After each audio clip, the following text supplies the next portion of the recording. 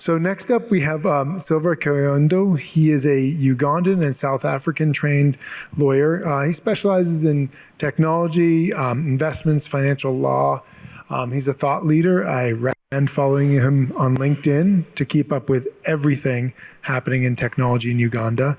And he works on a range of topics: futurism, fourth industrial revolution, digital economy strategies across Africa. He's been featured in CNN, Forbes, New York Magazine, the East African, Ugandan media, and he is going to share with you what I think is one of the coolest consumer protection initiatives I've seen. So thank you so much, Silver. Thanks, Ref. So I think we spoiled, the time is gone. I just want to be very brief. Just a quick survey in this room. How many of us are from private sector? Telcos, banks, ride-hailing. Okay, good hands. Regulators. I came in with a friend from the Central Bank Consumer Protection. Here he is. Academia, private law firms. Okay, a good number. Students, youth, consumer groups. I see a consumer. Okay, that's good. So it helps me to be focused and tailor my presentation accordingly. So I'm a lawyer in private practice. So when you're in private practice, you really, especially if you're a corporate lawyer, you love being a lawyer for the big corporates because they're the ones who can pay. So I was lucky that my career took an early boom. Straight out of law school, first year, second year, I did all the work. I did work for Facebook, I did work for Google, I did work for Uber, I did work.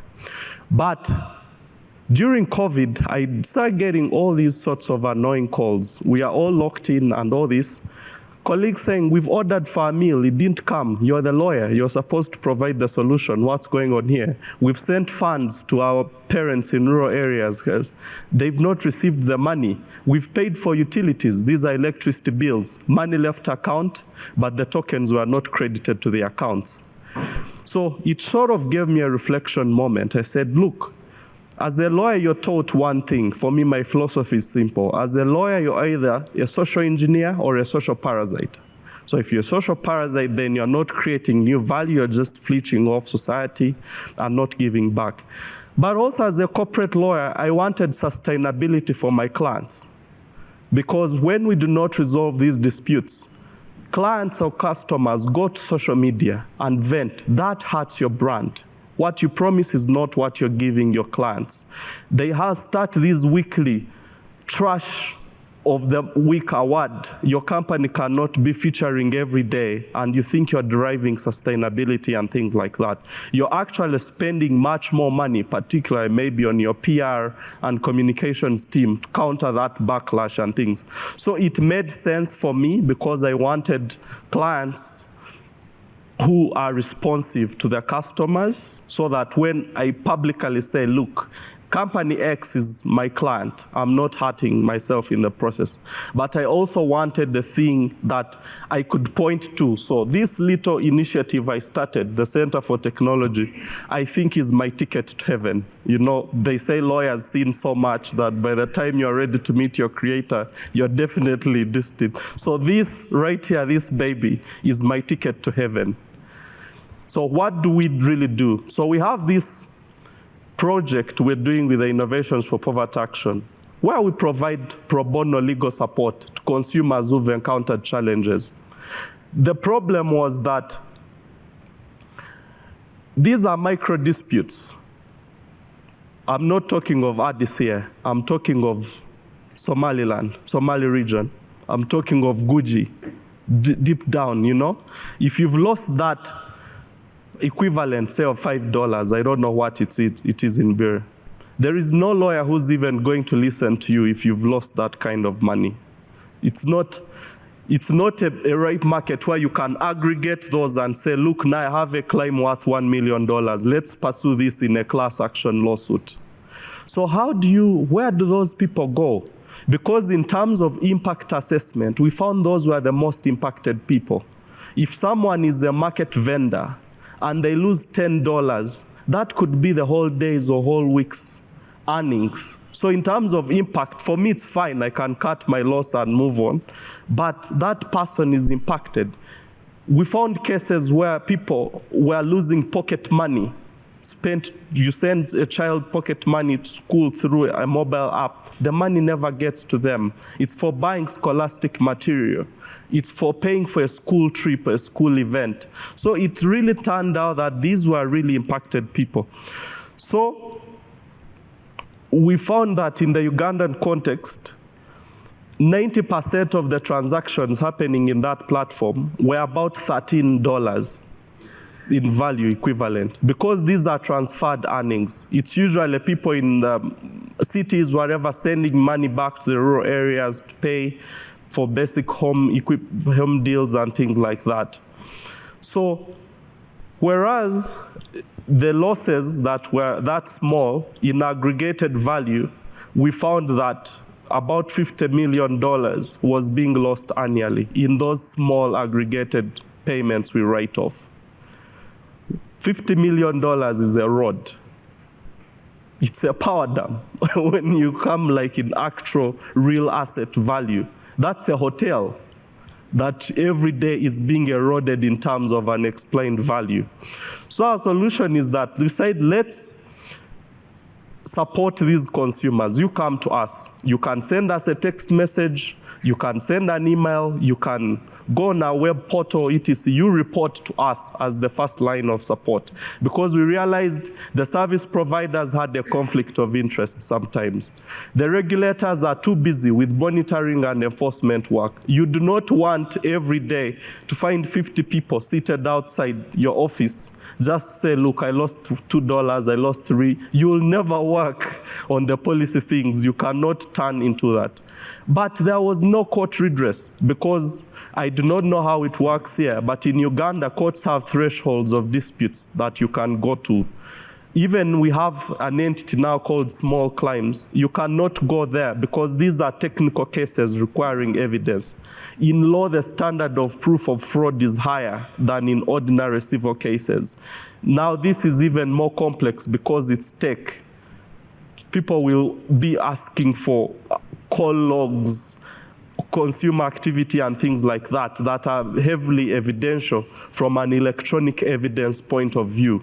So we found that as the problem. So how it works is we receive the complaint.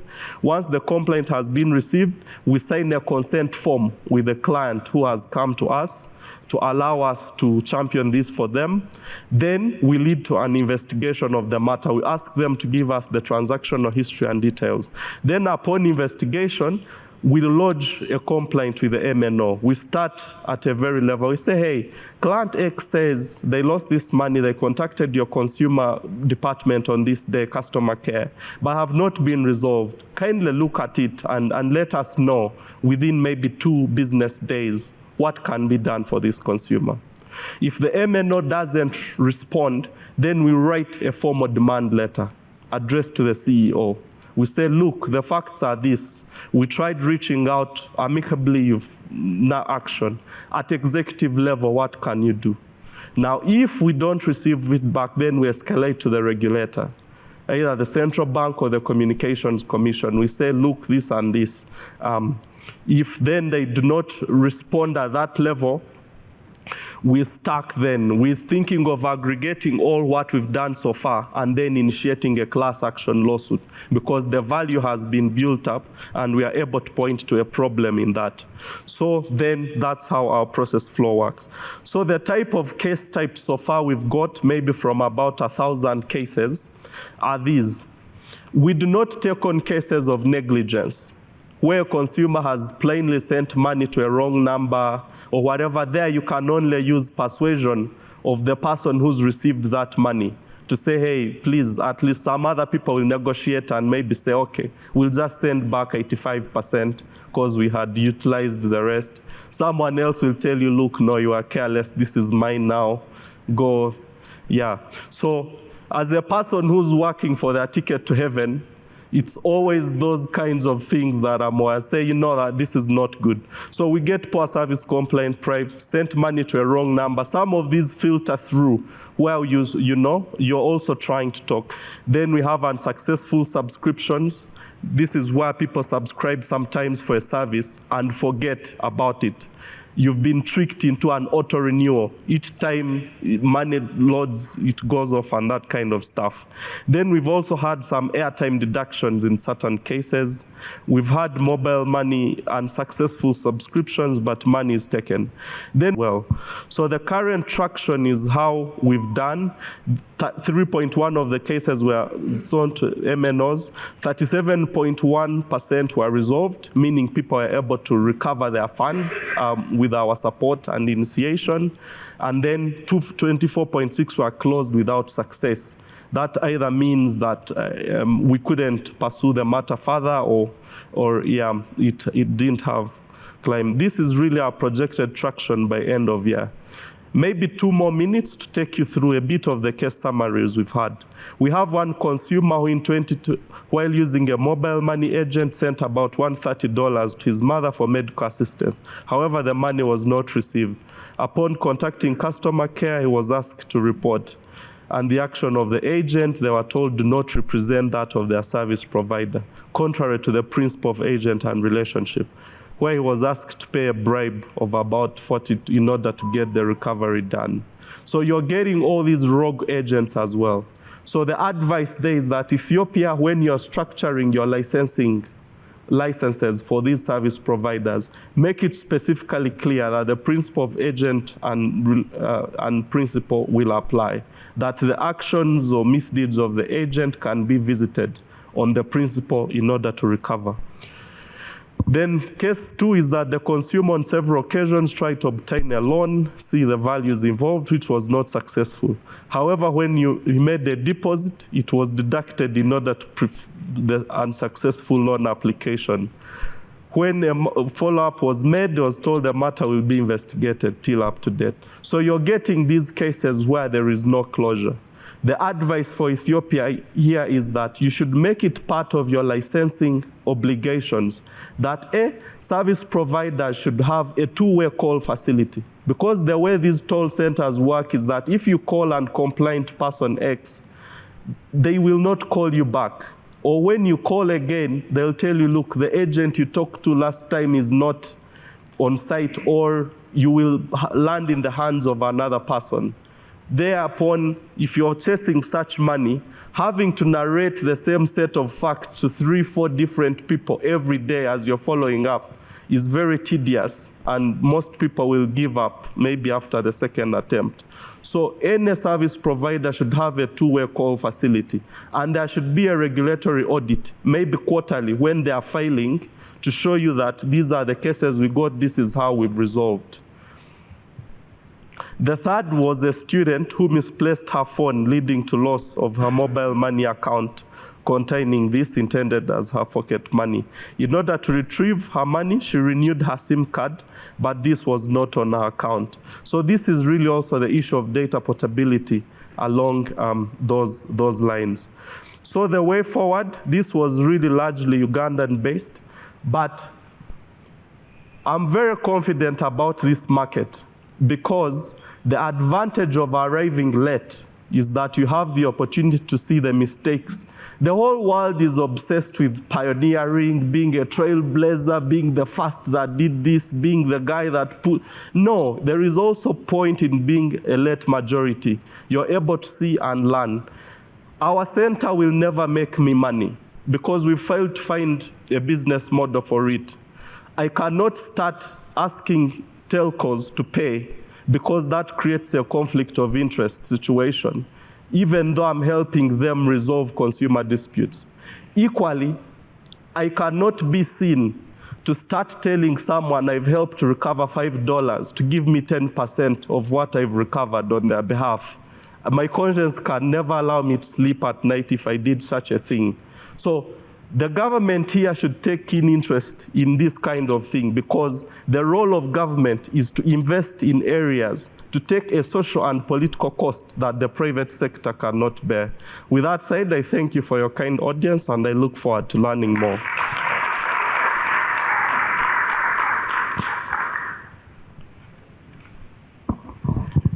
Thank you so much, Silver. That was excellent. All right, well, we have our third case. A lot of people voted for fraud as an area of particular interest.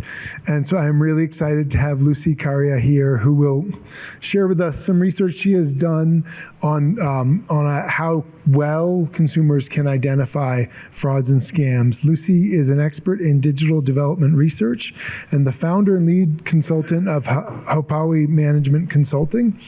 She's based in Nairobi, but she works across Africa and Asia. And she is, I can attest to this, she is a specialist in delivering high quality data in the measurement of inclusive finance through both management and advisory services, and is just an excellent, excellent researcher, and is in the thesis stage of her PhD. So she's not done learning. It's in population studies at the University of Nairobi. So Lucy, the floor is yours. Thank you so much, Rafe. And I'm glad to be here today. And as you can see, everybody who has presented before me or even has talked before me has talked about fraud. And for sure, fraud is a thing that all of us today need to think about it. And that's why we are here today, to be able to see what is the way forward. And I think everybody has a role to play. And I'm glad also I'm presenting. There have been men, so I'm a lady coming in. Clap for us as well. Thank you so much. So in the next 10 minutes, I've been told to just hurry up. I'll be talking more about fraud, as I've mentioned. Digital financial, for sure, increases access to finance, but also it increases consumer protection issues, as we have talked. So we'll focus on fraud. And firstly, fraud is very costly. I think even the minister talked about it. It has direct monetary cost and also indirect ones for the victims. And some of the indirect costs could be loss of confidence, mental and health problem issues like depression, stress, erosion of trust.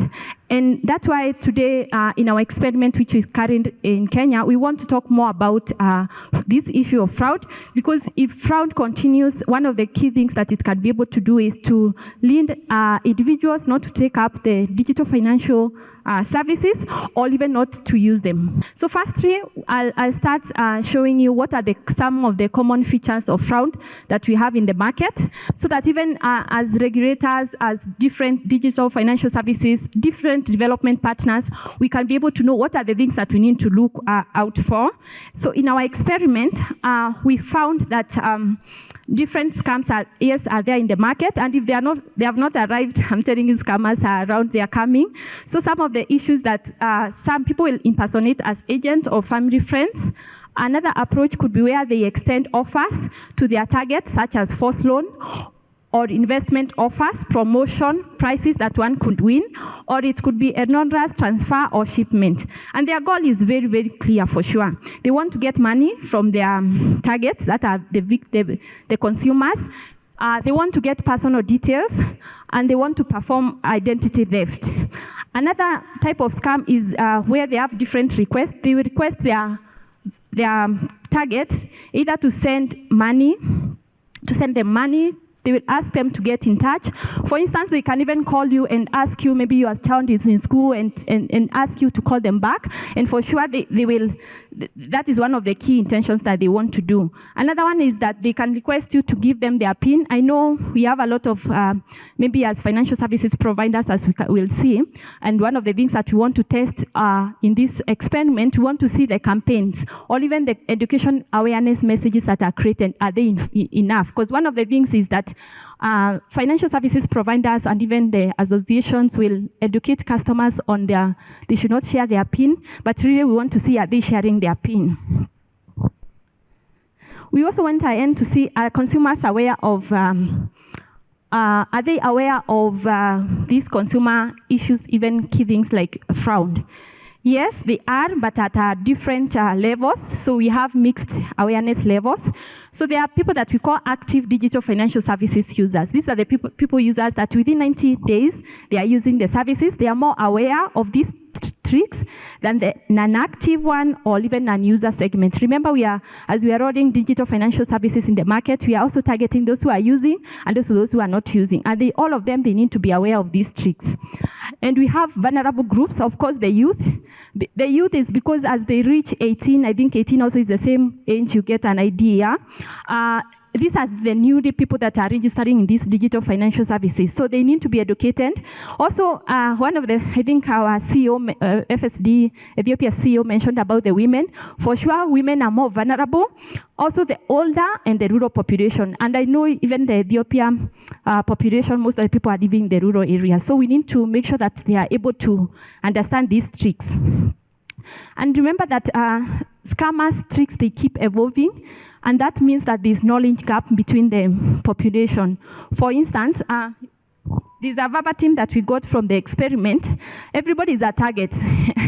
I think my colleague who presented here said that he has been scammed recently. So do not think that because you are educated, you're not a target. Because you live in Addis Ababa, you're not a target. Everybody is a target. The other day in Kenya, I had a conversation with a Central Bank, one of the directors of payment. I will not mention his name. And he told me that he has been scammed. He went to a petrol station. He was just filling his car. People came with gun, and he had to give all his money in the mobile money. So don't think that because you're in this position, you cannot be scammed. Everybody can be scammed. As part of the recommendation, especially now when we talked from the deep insights, there are some recommendations that we got that I would want maybe even to just go through them just a little. It was clear there is need for continuous education of consumers. That is a clear need. Also need for mass sensitization on phone scam, and also needs for collaboration among stakeholders. And I think that is one of the key things that FSD Ethiopia is trying to make sure that all the stakeholders are coming together. We can be able to learn from one another, and we can be able to move forward. Also, there's a need for a stronger law enforcement mechanism. I think maybe my immediate presenter has talked about that. He's a lawyer. We need to have that. Also, we need new regulations so that they can be able to move with the digital financial services programs and product that we are developing. Standardization and consistency on communication by providers. And when I'll be presenting about the education awareness, because we mentioned how are they able to know this scam, we'll see that there's a gap on the consistency and communication among the providers. Also, we need to implement technological improvement like my colleague has just talked about. So it is very clear that there are things that we need to do together when we come together. No one can be able to win this battle alone. So I'll just go through and see how well, when we want to measure the ability of the consumers to be able to identify the scams, how well are they able to identify that? And this is we did through an experiment. So you can be sure this is quality data, and I love quality data because data is the one that can be able to inform us what to do. So we developed, I'll not go through maybe the methodology, maybe that will come out of the questions, but we tested 8 scam messages, and also we tested 4 official messages. And this is based on the Kenyan market. So these are the scams that we collected through the social media analysis too. And how did we administer this? Because we want to measure how well is the education or even the communication that most of the campaign are doing, how well is this? So we administered in 2 blocks, and the reason why we didn't form scam 2 genuine message, 4 scam and 2 genuine is because we wanted also to measure the effectiveness of their confidence level. So how well did they identify a scam? How well are they able to know this is a scam or this is an official message? So overall, only 12% from from the people that we talked to, only 12% were able to identify all the messages correctly. For sure, that shows there's a big gap. If only 12 can be able to identify, it means that the 8% of the population are not able to see the results. And you can see most of the people are able to identify a scam message rather than a genuine message. It's a good thing, but we'll see it's also not a good thing because now, as the communicators or even financial services providers and other communicators are talking about the fraud, there are people that are not able to know, is this a genuine message or is it a scam message. From the online experiment as well, we saw the most vulnerable group is women and those who are less frequent users of digital financial services. This is the same as when we talk to the stakeholders, it's the same. And also when we did the experiment, it shows that women are, so this means more interventions also when we are doing our services, when we're doing our programming, when we're doing our product, we need to make sure that we understand the woman very well so that we can be able to mitigate some of the issues that she cannot be able to she's facing, especially on the scam issues. We wanted to see why are people not able to identify the genuine messages? Because you see, I've seen that they are more able to identify the scam message rather than the genuine message. And then now we went and tested the education part of it. So first 50%, after the 50% people answered, we introduced what we called a tip. We wanted to educate them, how they are educated, to see if that will change how they answer the questions. So we educated them on common things that they need to look for. They need to look at for a typo and a grammar. And this is mostly even what most of the campaigns in Kenya, they do. There's a common campaign called Kayondo. So they will tell you, do not click on a shortened link. Make sure that if the sender it's not from Safaricom, Safaricom will only send you from Safaricom or M-Pesa. Do not click on that link. But what did that do? So I'll just go. So that is the tip that I explained we talked about. So does the education, sorry, I'm not sure I'll go back. But does education increase scam identification ability? The result you can even see from the graph, it shows there is no difference between the two groups. Those who receive the tip and those who had no tips. There is no difference. Therefore, it means that the tips that are given, they are not improving on the scam identification ability. Even from the graph, you can be able to see. So tips makes respondents likely to say a given message is a scam. You can look at, when we looked at the scam messages and non-scam messages separately, you can see the tip work for the scam with larger share of correctly identified messages, but tips do not work for non-scam or the genuine messages because smaller people are able to identify these messages as a genuine messages. That's why we are looking at all messages, including non-scam, and we are saying that tips do not work as it is now. But when we looked deeper to be able to understand some of the demographics through the deeper analysis, we are able to see that people who have post-education were able to, the participants in our sample who earned post-education earned an increase in their scam identification ability after we introduced the tip. While groups with lower scam identification ability, these are women and less frequent users, do not benefit from the education. I'll just go maybe next to the conclusion. So in conclusion, education and campaign can make individuals more cautious. Because remember, I said that after you answered your question, we asked them what is their confidence level in that answer you have given. Are you confident is that you passed maybe the exam like you said yes and it was yes or no? Some of the obstacles to this campaign that now as even here we need to take is to make sure that the scam markers in non-scam communication are not there, because now that is what is making the population to be confused. Is this a scam? Is this not a scam? And that will not work well even for the education that we are doing. Also, the delivery mode and the content is not targeted to the specific members. Remember, in the population, we have those who are less educated and those who are more educated. We have the people living in the rural. We have to put all that into considerations when even we are doing these messages or even any other intervention that is supposed to be able to help the citizens or even the population understand about scam. And also remember, scam is something that keeps evolving. These scammers they're engineers. There are people that have even know, maybe they did scams in this country, which is more developed on digital financial matters. Now they are coming here because they know this is a ripe market, and they keep evolving. So we need to make sure that we have maybe knowledge places where we can be able to come and talk more about the scam and see the areas that we need to do. And some of the takeaways that I have, even some of the recommendations that I want us to today, maybe as we live here, we think about.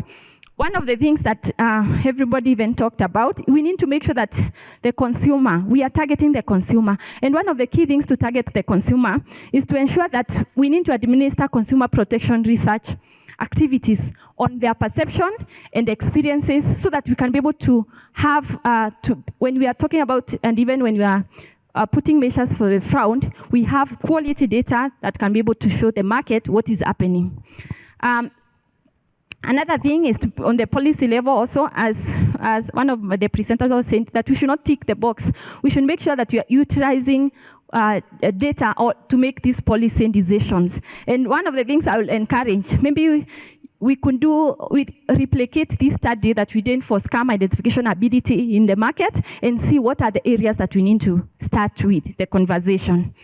Another thing also at the regulatory level, we create systems and processes that encourage reporting and consolidation of fraud incidences captured by the digital financial services. I think either it's Refi who mentioned about it. We need to have a database of these fraud incidences so that we can be able to see the patterns and we can be able to learn from them. And that means that even when we are doing regulatory perspective, we have this.